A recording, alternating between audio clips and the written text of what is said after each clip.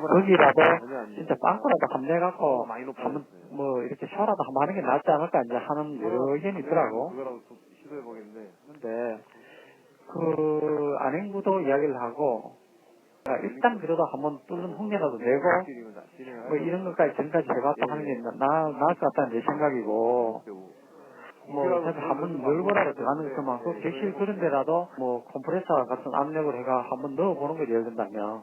근데 그게 뭐 시효성 역설을 하면 되는데, 만약에 그게 객실 문이 열리게 있으면 그 뭐 구멍 차고 헛방이긴 하지. 그래도 해봤다는 게 중요할 것 같아. 예. 그리고 예, 여기 앞에 보시는 것이 이제 세월호를 100분의 1로 축소해서 만든 모형입니다. 세월호가 실제로는 120m, 150m 가량 되는 건데요. 그러한 큰 배에 정말 작은 에어 컴프레셔로 이른바 돌 깨는 데에 사용하는 공업용 공기 압축기로 집어넣었다는 건 참 어이가 없습니다. 유효한 의미의 에어포켓은 존재했느냐? 또 해경이 민간업체를 통해 공기주입을 했는데 그게 과연 실효성이 있는 공기주입이느냐, 이거에 대해서는 많은 논란이 있었습니다. 우리 참고인이 나오셨는데요. 우리 박승도 참고인에게 묻겠습니다. 참고인은 그 언딘에 김천일 이사로부터 공기주입을 위한 컴프레셔를 구해오라는 지시를 받은 적이 있죠? 마이크를 대고 말씀해 주세요. 예. 예. PPT 한번 보시죠. 참고인이 PPT 보세요. 예. 공기주입을 지시받고 준비한 것이 이 자료 화면에 있는 대뇨 180이죠? 예. 예. 자료에서 보듯이 컴프레서 대의자의 검찰 진술에 따르면 이것으로 약 6,800톤급 세월호에 공기를 주입하기에는 턱없이 작은 소형 컴프레셔죠.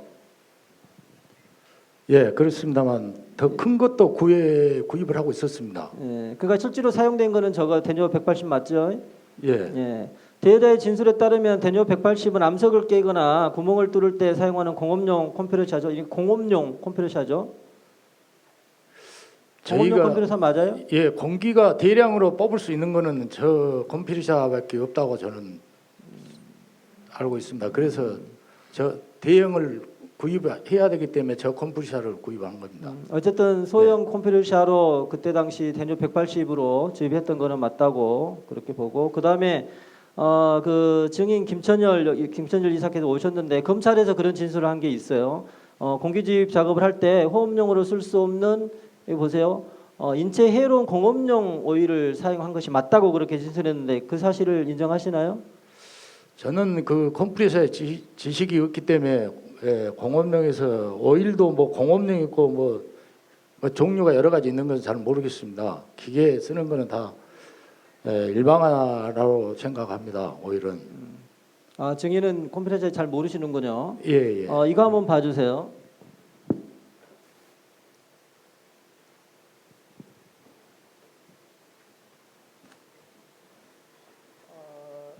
이게 그 당시 공기주입에 사용했던 호스하고 똑같은 직경의 호스입니다.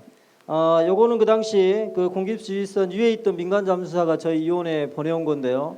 이 안에 굵기가 얼마나 되는지 한번 보겠습니다.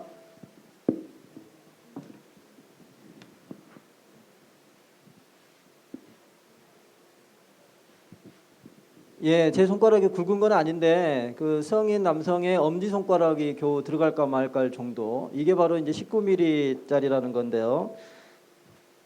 이런 조그만 호스로 6,800도급 선박에 공기를 주입하라고 했다는 게 저로서는 상식적으로 이해가 안 가는데요. 박승도 참고인, 이러한 공기 주입 과정은 상당히 좀 일반인 입장에서 이해가 좀 안 가는데, 참고인은 김천일 이사에게 어떤 지시를 받고 이런 컴프레셔를 구해왔나요? 뭐라고 지시하시던가요? 예, 배가 침수가 되고 있으니까 일단은 배를 침수가 안 되게끔 공기 주입을 해야 되니까 컴프레셔를 준비를 하라고 그랬습니다. 그래서 지시를 받고, 저는 목포에서 왔습니다만은 목포에가 저 대형 컴프레셔가 없습니다. 그래서 저 소형은 제가 이제 강주를 수소문해서 강주에서 저걸 한 대를 빌렸고요. 대형은 또 강주에서도 빌릴 만한 데를 몰라가지고 전주에서 대형은 또 내가 바로 가지고 후송 중에 배가 완전 전소가 되어버렸고 애 안 넣는 데에 대해서는 이제 포기를 했습니다. 예, 김천일 우리 증인 오셨는데 김천일 증인께 묻겠습니다. 그 당시 공기를 주입했던 민간 잠수사 말에 의하면 세월호 도면을 못 봤다고 그러던데 혹시 그 세월호 도면을 잠수사들한테 줬나요? 아닙니다. 저 역시도 받은 바가 없습니다. 그러니까 우리 증인께서도 도면을 받은 적이 없고 네. 그러니까 당연히 민간 잠수사들한테도 도면을 줄 수가 없었던 거죠. 당연하죠. 예. 그 당시 공기를 주입했던 잠수사 진술에 따르면 지금 뭐 본인도 못 받았고 아마 그 당시에 거의 잠수사들이 도면 없이 그냥 들어간 거죠. 네, 뭐 그때는 도면 받은 뭐 저희들이 누가 이렇게 협조해주고 그럴 상황이 아니었기 때문에 그 사진 한 장 가지고 있습니다. 사진 한 장 가지고. 네네. 무슨 사진이었어요? 그 세월호 청사진. 세월호 청사진 하나 가지고 그렇게 했다고요. 이상으로 세월호 참사 당시 소위 골든타임이라고 하는 시간 동안 이루어졌던 공기 주입 이게 소형 공업용 컴프레셔로 사용되었고 또 공업용 오일을 사용했고 심지어는 세월호 도면도 제대로 제공되지 않은 채 이루어졌다는 사실을 확인할 수 있습니다. 우리 김윤상, 김천일 증인께 묻겠습니다.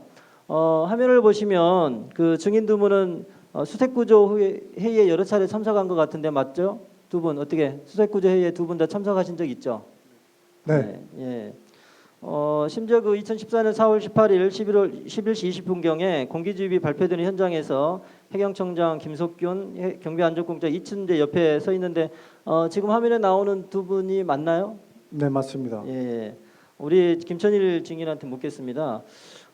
증인이 이제 공기주입 지시를 받았죠. 네, 그렇습니다. 누구한테 받았습니까? 그 지시를? 뭐 정확하게는 날짜하고 시간은 네네. 제가 지금 이걸 보면서 네네. 또 다시 알겠지만 어쨌든 투입해서 긴박한 상황에서 삼천 구함에서 해군하고 해경 관계자들하고 회의 진행 중에 저한테 직접적으로 지시하고 거기서 명령 내린 분은 해군의 김판규 제도께서 그 공기 주입을 해야 되니까 네. 컴프레셔를 빨리 수배를 해라. 예. 그래서 제가 그때는 그 회의석상에서 우리나라 함정들이 다 와 있었지 않습니까? 그래서 제가 해군해경에 이렇게 요청을 했습니다. 저희들이 민간의 컴프레셔를 지금 현장에 보유하고 있지 않기 때문에 대형 선박에는 다 컴프레셔들이 다 구비되어 있습니다. 그래서 함정에서 대형 컴프레셔로 함정이나 그런 배에 있는 컴프레셔로 있을 거 아닙니까? 하니까 다 고방용, 그러니까 고정용으로 돼서 이렇게 이동할 수가 없으니 저한테 빨리 수배를 해서 에어 주입을 하라 해서 또 그 당시에 아무리 큰 컴프레셔가 오더라도 선적할 배가 없었습니다. 그래서 아시겠지만 수중 그 기술 2호가 딱 저 컴프레셔 선탑할 그 스페이스밖에 나오질 않고요. 저도 어쨌든 급한 마음에 해야 되겠고 그래서 그 사이즈가 denyo 180으로 공기 주입하게 된 겁니다. 혹시 그 김천일 이사하고 상의한 적이 있습니까? 아니요, 저기 나중에 이제 그 에어 주입 얘기를 듣고서 김천일 이사한테 제가 아까 모두에 나왔지만은 저희들이 그쪽에서 이제 그 지금 사고 난 데가 맹걸수도인데 저희가 이제 장죽수도라고 바로 조도 앞이에요. 거기서 3년 반 동안 조류 발전한다고 일을 했기 때문에 그 상황을 잘 알고 있습니다, 그쪽에. 그래서 그 당시 수온이 10도, 11도고 이제 저런 저기 자동차 저기 싣는 저기 로드 선박 같은 경우는 에어포켓이 없을 확률이 높다고 말도 했기 때문에 빨리 이제 빠지기 전에 기존에 와 있는 대형 크레인 선박 갖고 잡고서 구조하는 게 우선이다는 얘기를 했는데 그 제 의견이 또 틀릴 수도 있으니까 그러니까 일말의 기대를 갖고 이렇게 한다 그래가지고 우리나라에 대용량 있느냐 그래서 자기도 이제 부탁해서 찾고 있다. 어쨌든 잘해봐라 요 정도까지만. 그러니까 증인은 이제 차라리 크레인선이 와 있으니까 그거를 차라리 붙들고 수색 구조하는 게 낫겠다고 말을 했는데 어쨌든 공기를 주입하라는 지시를 받았다는 거죠. 예, 뭐 근데 제 의견이 뭐 정확히 뭐 맞다고 할 수는 없으니까요. 그 당시에는 뭐 모든 사람이 조금이라도 가능성 있는 건 다 해보자는 거예요. 그 증인은 그 유효한 의미의 에어포켓이 형성될 가능성은 희박하다고 보았던 거죠 그 당시에. 예, 맞습니다. 예. 화면을 보시겠습니다. 이게 이제 검찰의 내사 결과인데요. 해경 이춘재 국장은 언딘에 공기 주입 작업에 필요한 어떠한 비용이나 장비 지원 없이 세월호 선체 도면조차 제공하지 아니한 채 세월호 선 내에 공기 주입 작업을 할 것을 요구함 이렇게 되어 있고요. 오전에 나오셨던 우리 이상갑 교수님이 이제 침수 시뮬레이션 연구를 하셨는데 그 세월호 같은 경우입니다. 그런 경우에 유효한 의미의 에어포켓이 존재할 가능성이 있었을까요? 제가 시뮬레이션을 한번 해봤는데 저 조타실에 지금 이제 저 호스를 넣어가지고 계산했는데 계산을 좀 잘못한 바람에 다 못하고 다시 좀 했습니다. 그래서 끝까지는 못했지만 이어가서 하면은 지금 여기는 출입문이 있습니다. 출입문이 있다 보니까 안에 공기가 위층에 차다 보니까 바닥으로 뒤집어 있으니까 차고 나서 결국은 출입문을 다 놓으니까 공기가 가득 찰 수가 없고요. 그러니까 결국은 넣어봐야 천장 정도만 지금 이제 공기가 들어갈 정도 그런 정도 저 시뮬레이션은 그렇게 지금 되고 있습니다. 그래서 제가 결론적으로는 객실에는 수밀이 보존되는 영역이 없어서 우리가 바라는 에어포켓은 객실에는 없겠다. 있는 거는 빈 탱크라든지 있겠다 하는 거고요. 그다음 공기 압축기는 아주 밀폐된 공간이 아니기 때문에 뭐 조금 공기 지금 조타실에 위분에 조금 있는 거로서는 별로 크게 도움이 되지 않았겠다. 많이 잘 넣었다 하더라도 그런 정도로 저는 시뮬레이션 결과로서 종합적으로 말씀드릴 수 있겠습니다. 네, 감사합니다.